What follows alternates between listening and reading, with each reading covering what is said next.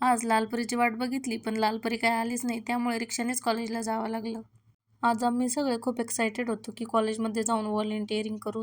त्यामुळे आम्ही काही मैत्रिणींनी ड्रेस कोड पण सेम ठेवला होता. तर या एक्साइटमेंटला घेऊन आम्ही वर्गामध्ये गेलो की आज लेक्चर वगैरे होणार नाही, आम्ही मस्त व्हॉलेंटिअरिंग करू. वर्गात गेल्यावर आम्हाला वाटलं मॅडम आम्हाला आत्ता बोलवतील, मग बोलवतील, पण काय आम्हाला बोलवलंच नाही. लेक्चरवर लेक्चर झाले पण आम्हाला व्हॉलेंटिअरिंगसाठी कोणीच बोलवलं नाही.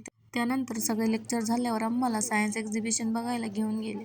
तिथे गेल्यावर आम्हाला कळालं की आमच्याबरोबर आजूबाजूच्या शाळांमधील लहान मुलेही तिथं एक्झिबिशन बघायला आलेले आहेत.